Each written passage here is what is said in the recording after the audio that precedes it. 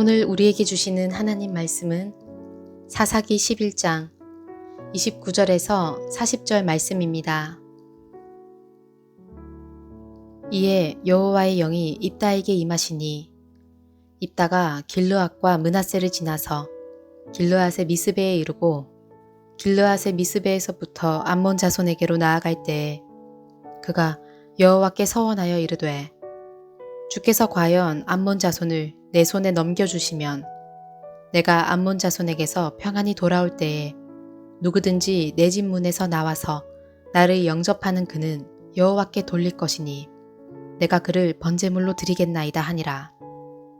이에 입다가 암몬 자손에게 이르러 그들과 싸우더니 여호와께서 그들을 그의 손에 넘겨주심에 아로엘에서부터 민닛에 이르기까지 20성읍을 치고 또 아벨그라뮴까지 매우 크게 무찌르니 이에 암몬 자손이 이스라엘 자손 앞에 항복하였더라. 입다가 미스바에 있는 자기 집에 이를 때에 보라, 그의 딸이 소고를 잡고 춤추며 나와서 영접하니 이는 그의 무남 동녀라. 입다가 이를 보고 자기 옷을 찢으며 이르되 어찌할꼬 내 딸이여, 너는 나를 참담하게 하는 자요, 너는 나를 괴롭게 하는 자 중에 하나로다. 내가 여호와를 향하여 입을 열었으니 능히 돌이키지 못하리로다 하니 딸이 그에게 이르되 나의 아버지여, 아버지께서 여호와를 향하여 입을 여셨으니 아버지의 입에서 낸 말씀대로 내게 행하소서.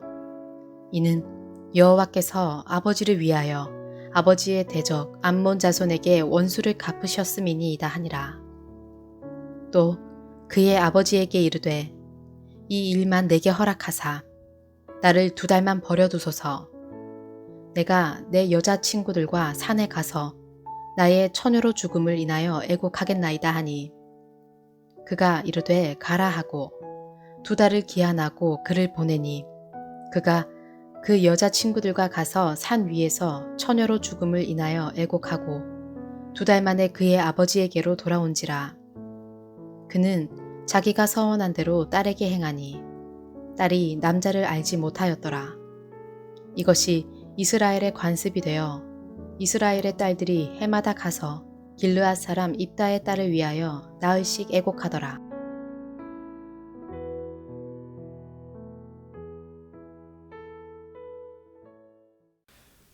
오늘 본문은 매우 당혹스러운 내용입니다.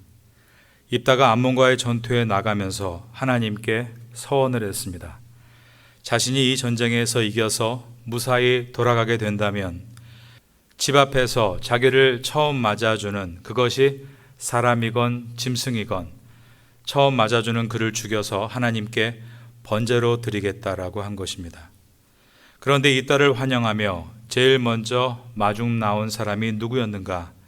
그의 무남 동녀 외동 딸이었습니다. 그래서 그 딸이 죽게 된 내용입니다. 여러분, 오늘 본문을 이해하면서 하나님께 서원한 것은 무조건 지켜야 한다. 요즘같이 내가 무엇을 하겠습니다, 서원을 매우 쉽게 하고 난무하고 있는 시대 속에서 사사기서의 이 입다의 서원은 함부로 하는 것이 아니고 서원한 것은 반드시 갚아야 하는 것임을 교훈하는 부분도 분명히 있습니다. 신명기 23장 21절에서 23절에 보면 내 하나님 여호와께 소원하거든 갚기를 더디하지 말라. 내 하나님 여호와께서 반드시 그것을 내게 요구하시리니 더디면 그것이 내게 죄가 될 것이라. 내가 서원하지 아니하였으면 무죄하리라. 그러나 내 입으로 말한 것은 그대로 실행하도록 유의하라. 무릇 자원한 예물은 내 하나님 여호와께 내가 서원하여 입으로 언약한 대로 행할지니라 라고 말씀하고 있기 때문입니다. 그런데 오늘 본문은 그렇게 서원한 것에 대해서는 무조건 지켜야 한다라고 기계적이고 단순화시켜서는 안 되는 내용입니다. 이 내용 속에는 깊은 메시지가 들어 있습니다. 입다는 거래의 대가라고 말할 수 있습니다. 자신의 입지를 유리한 고지에 세우고 상대방과 딜을 해서 자신이 원하는 바를 쟁취하는 그는 흥정의 대가였습니다.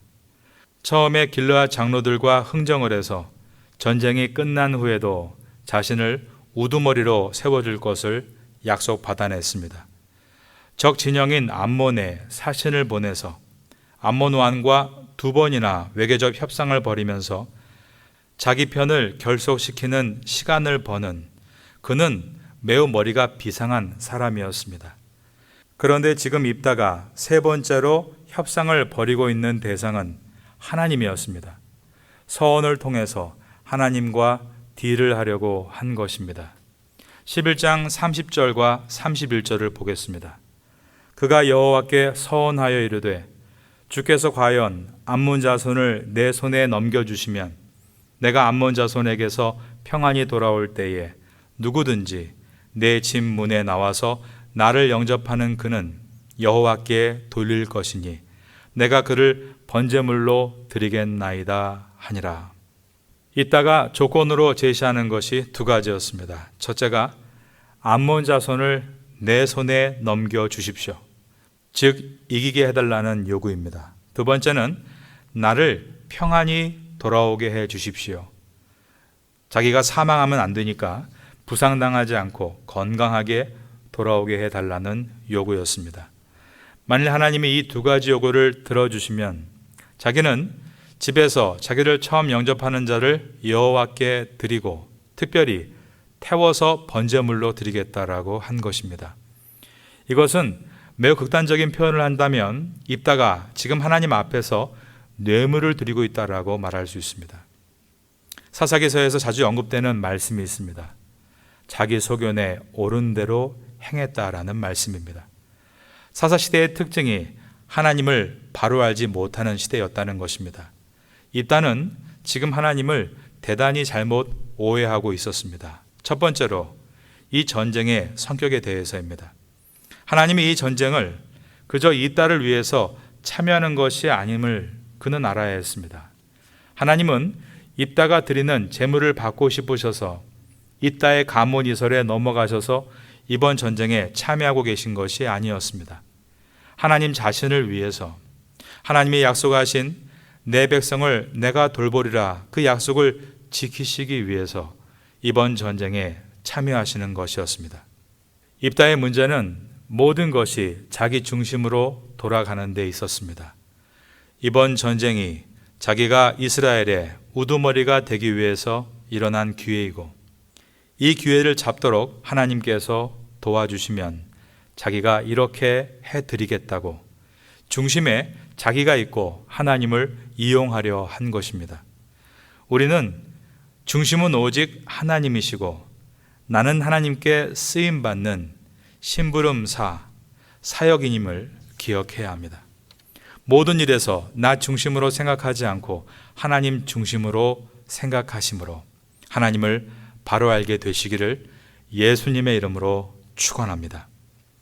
입다가 하나님에 대해서 잘못 오해한 2번째는 하나님을 조종할 수 있을 것이라고 생각한 데 있습니다. 종종 사람들이 하나님 앞에서 서원을 합니다. 하나님, 만일 이번에 하나님이 나에게 이러이러한 것을 해주시면 내가 이러이러한 것을 해드리겠습니다. 내가 제시한 것을 하나님이 따라주신다고 생각을 합니다.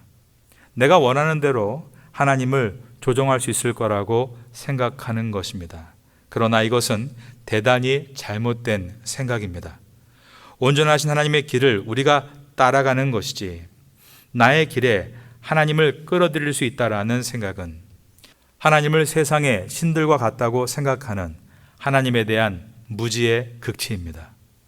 세상의 종교는 지성이면 감천이다라고 말합니다. 그 뜻은 무슨 일을 하든지 간에 지극정성을 다하면 하늘이 감동을 한다라는 뜻입니다. 그러나 우리가 믿는 하나님, 온 우주를 창조하신 하나님은 내 마음대로 내 방법대로 열심히 일할 때 기뻐하시는 것이 아니라 하나님의 뜻을 찾으려고 할 때 기뻐하시고 하나님의 뜻을 따라 순종해 나아갈 때 역사해 주시는 것입니다.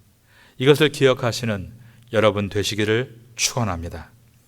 3번째로 입다가 하나님에 대해서 잘못 오해하고 있는 것은 하나님은 사람을 제물로 바치는 인신 제사를 결코 받지 않으신다는 것을 모르는 데 있습니다. 이따가 전쟁에서 승리하고 돌아올 때 자기의 딸이 나오자 슬퍼하며 말합니다. 35절을 보겠습니다. 이따가 이를 보고 자기 옷을 찢으며 이르되 어찌할꼬 내 딸이여 너는 나를 참담하게 하는 자요 너는 나를 괴롭게 하는 자 중에 하나로다. 내가 여호와를 향하여 입을 열었으니 능히 돌이키지 못하리로다 하니. 그런데 하나님의 말씀은 자녀를 태워 신에게 바치는 것을 철저하게 금하셨다는 데 있습니다. 레위기 18장 21절을 읽어드리겠습니다.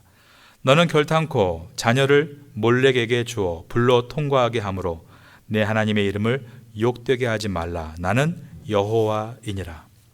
자식을 불로 태워 신께 드리는 것은 하나님의 이름을 욕되게 하는 것이라고 하셨습니다. 신명기 12장 31절에도 내 하나님 여호와께는 내가 그와 같이 행하지 못할 것이라.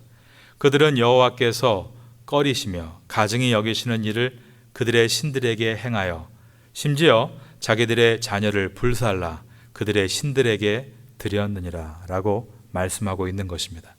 이처럼 하나님이 어떤 분이신지를 모르는 무지의 결과가 가정의 비극을 초래했습니다. 여러분은 하나님의 말씀을 바르게 아시는 바른 성도가 될 수 있기를 주님의 이름으로 축원합니다. 어떤 분은 하나님의 명령을 무조건 따른다라고 말하면서 남편의 권위를 무시하고 부모의 권위를 무시하는 분들이 있습니다. 그것은 하나님의 말씀을 바르게 알고 있는 것이 결코 아닙니다. 무시하고 싶은 남편을 위해 하나님의 말씀을 이용하는 것이고 권위를 인정하고 싶지 않은 부모에게 하나님의 말씀을 남용하고 있는 것일 수 있습니다. 여러분, 이따가 결국 딸을 죽여 하나님께 번제로 드렸습니다. 그러나 가장 큰 희생을 치른 이 헌신에 대해서 성경은 침묵합니다. 그 이유는 입다의 희생이 하나님을 위한 헌신이 아닌 자기 자신을 위한 헌신이었기 때문입니다. 입다는 정치적으로 다른 사람의 이목을 신경 써야 하는 위치에 오르게 됐습니다. 그러므로 자신이 한 말을 지키고 싶었던 것입니다. 자신의 서약을 지키는 것이 하나님을 기쁘게 하기 위한 것이라기보다 자기의 명예를 지키는 것에 초점을 두고 있었던 것입니다. 인간에게는 읍참마속이 있습니다. 상부치에 관련된 고사성어인데 큰 목적을 위해서 자기가 아끼는 사람을 버린다는 뜻입니다. 그러나 하나님의 뜻에 중심을 두지 않는 이러한 모든 목적은 인간의 야망일 뿐입니다. 창세기 15장에 보면 하나님께서는 아브라함에게 그의 외아들 이삭을 제물로 바치라고 하셨죠. 그때 아브라함이 이삭을 죽이려고 할 때 하나님께서 어떻게 하셨습니까? 아브라함을 급하게 말리시고 숲을 가운데서 어린 양 하나를 준비하셔서 이삭을 바치는 것을 막아주셨습니다. 그런데 여기서 입다가 외동딸을 번제로 바칠 때는 하나님께서 막지 않고 침묵하셨습니다. 왜 그러셨을까요? 이삭을 바치는 일에 대해서는 하나님께서 아브라함의 믿음을 시험하시기 위해 하나님이 계획하시고 명령하시고 주도하셨습니다. 그리고 순종하는 아브라함을 통해 그의 믿음을 확인하셨습니다. 하나님의 목적은 이삭을 죽음에 이르게 하시는 것이 아니라 시험을 통해 아브라함의 믿음을 확인하시는 것에 있으셨던 것입니다. 그리고 이삭 대신에 어린 양을 준비해 주셨습니다. 그런데 지금 입다가 자신의 딸을 번제로 바치는 것은 모든 일을 자기가 계획했고 주도해 나갔습니다. 하나님이 나를 전쟁에서 이기게 하시고 아무 사고 없이 무사히 돌아오게 하시면 처음 만나는 사람을 바치겠습니다. 이것은 입다가 하나님을 시험하기 위해서 스스로 만든 방법이었던 것입니다. 그 결과의 비참함이 오늘 본문의 결말입니다. 사랑하는 여러분, 여러분은 자기 소견에 옳은 대로 하나님을 생각하고 판단하고 조정하려는 사람이 아니라 하나님의 뜻을 알기 위해 성경을 부지런히 연구하고 기도하고 그 뜻에 순종하심으로 보배롭고 고귀한 성도의 삶을 살게 되기를 마지막으로 예수님의 이름으로 축원합니다.